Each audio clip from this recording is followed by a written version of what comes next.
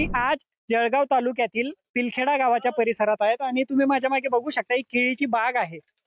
केळी सध्या सणवारांचे दिवस आहेत आणि केळीला या काळात प्रचंड मागणी वाढते आणि केळी उत्पादक शेतकऱ्यांसाठी हा सुगीचा काळ मानला जातो।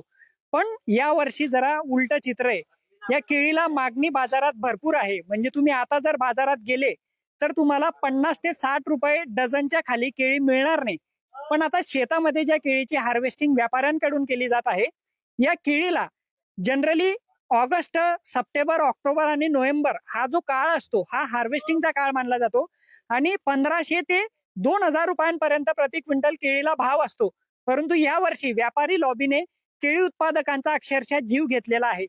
आजच्या घडीला शेतामध्ये जी केळी उचल केली जात आहे त्याला 300 ते 400 रुपये प्रति क्विंटलचा भाव दिला जातोय। हा भाव केळी उत्पादक शेतकऱ्यांना अजिबात परवडणारा नाहीये।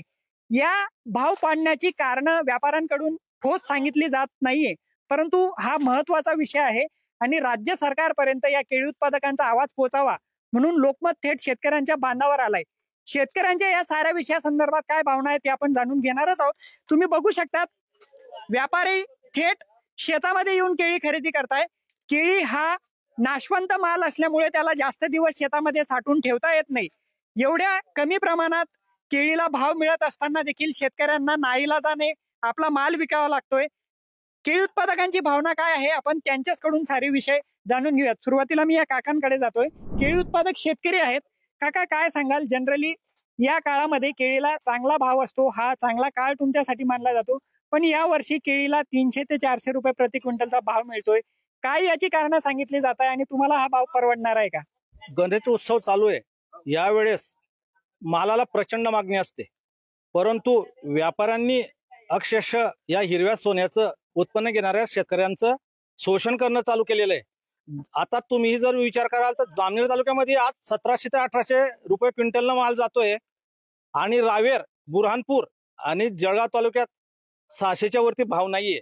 तर हे व्यापारी बुद्धी पुरस्कर हा भाव पाडतायत। रावेर तालुक्याचा भाव वेगळा का आणि बरहानपूरचा, आता वास्तविक बरहानपूर बोर्ड आमच्याकडे चालायला नको, पण बरहानपूर बोर्डावर हे व्यापारी आमच्याकडनं माल घेतायत, याचा गौड बंगाल काही समजायला मार्ग नाहीये। तर याच्यात लोकप्रतिनिधींनी लक्ष घालून शेतकऱ्यांना न्याय मिळवून द्यायला पाहिजे। आज जो तुम्हाला भाव दिला जातोय, तुम्ही केळी हे प्रचंड खर्चिक पीक मानलं जातं, मग त्याला खत असतील, फवारणी असेल, तुमची मेहनत असेल, सगळ्या गोष्टी जर लक्षात घेतल्या तर आजचा हा भाव तुम्हाला परवडणार आहे का? अजिबात परवडणारा नाही। आता जो तुम्ही जी गाडी पाहिली, आता जे पेमेंट येईल त्याच्यातलं 25% तर वाहणाऱ्यांना द्यावं लागणार आहे। केळीला आता प्रचंड भांडवल लागतं, त्याच्यामुळे हा खर्च अजिबात परवडणारा नाहीये। केळीला कमीत कमी 1500 तरी भाव पाहिजे। बरं, 1500 रुपये साधारण केळीला भाव मिळावा अशी या शेतकऱ्यांची अपेक्षा आहे।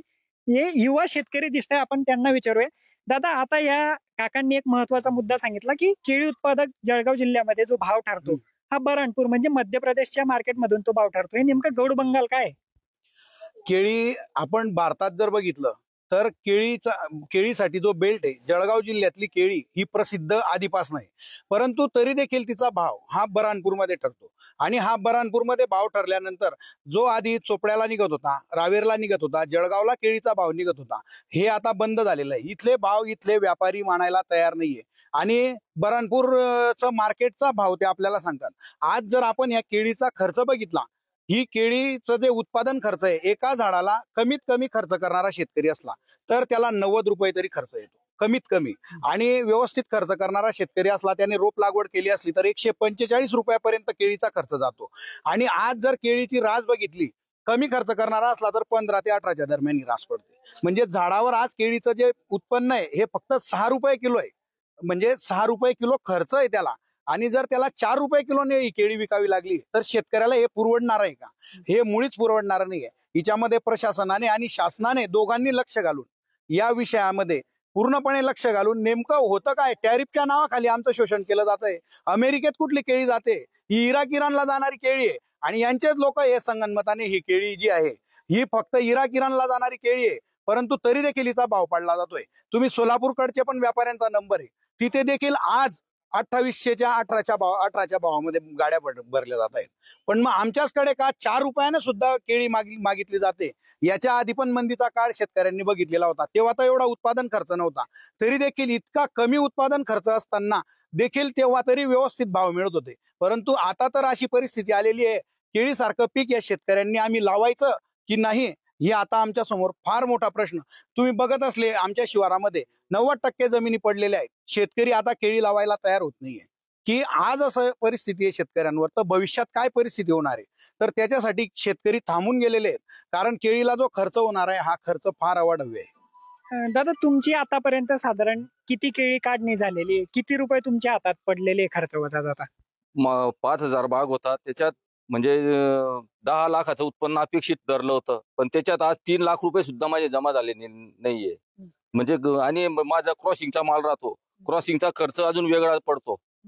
त्याच्यामुळे पैसे हातात शिल्लक राहणार नाही. मटेरियलचे भाव अवाढव्य वाढलेले आहेत, कुठलीच गोष्ट पुरवायला तयार नाही. मजुरी आज 1000 रुपये लागवड होती, ती 1400वर येऊन गेली. म्हणजे सगळे खर्च वाढत आहे आणि उत्पन्न कमी होत आहे. म्हणजे तुम्हाला आता व्यापाऱ्यांकडून चांगला भाव मिळत नाही, त्यामुळे साऱ्या अडचणी आहेत. हो. पण मग काही प्रशासन असेल, लोकप्रतिनिधी असतील, या संदर्भात काही या विषयामध्ये कलेक्टर साहेबांनी किंवा पालकमंत्र्यांनी मध्यस्थी करून काहीतरी तोडगा काढावा, एवढीच आमची शेतकऱ्यांची विनंती आहे. दादा, तुम्ही काय सांगाल? केळी उत्पादक शेतकरी आहेत, अनेक अडचणी आहेत, सध्या भाव नाही आहेत, काय याच्यावर पर्याय काय काढता येऊ शकतो? काय प्रशासनाने तुम्हाला मदत करायला पाहिजे? यामध्ये खरं तर आता पाहिलं तर ह्याच महिन्यामध्ये म्हणजे ऑगस्ट महिन्यामध्ये 5 तारखेला जर 2200 रुपये भाव असतो आणि 17 ऑगस्ट नंतर तो जर 500-700 भाव येतो, तर यामागे कुठतरी षडयंत्र आहे. भाव डाऊन होण्याचं एवढं कारण काहीच नाही. काही वेळेस ते माल घेताना सुद्धा त्यांचा 14 आणि 13नीच माल घेतात. पक्व झालेला माल ते घेत नाही, गाडी पिकण्याचं कारण सांगतात. मग तो मालाची सुद्धा आमची नासाडी होते, त्यातही आमचं आर्थिक नुकसान होतो. तो माल एक तर फेकावा लागतो, एक तर फुकट द्यावा लागतो, नंतर किंवा 2 रुपये किलोने सुद्धा तो विकावा लागतो. एवढी आमच्यावर दुर्दैवाने वेळ येते. परंतु प्रशासनाने, मला वाटतं आताच एक व्हिडिओ क्लिप 2 दिवसापासून बऱ्हाणपूरची फिरते, की त्या बऱ्हाणपूर मार्केटला एक चुकीचा किंमत टाकली गेली आणि त्या किमतीचा मला वाटतं जिल्हाधिकाऱ्याकडून फॉलोअप घेतला जातोय की ही चुकीचा भाव आहे आणि त्याला कलेक्टर ऑफिसला बोलवलं जातंय. तशी आपली जळगाव जिल्ह्यातली यंत्रणा का करत नाही? आणि दुर्दैवाने सांगावं असं वाटतं की जळगाव जिल्हा केळीसाठी भरपूर दिवसापासून प्रसिद्ध आहे आणि त्याचे भाव जर बुरहानपूर मार्केट ठरवत असेल तर हे आपल्यासारखं दुर्दैव कुठेच नाही. तर शासनाने मला वाटतं कुठेतरी हे लक्ष घातलं पाहिजे. जिल्हाधिकारी असतील, लोकप्रतिनिधी असतील, यांनी बसून.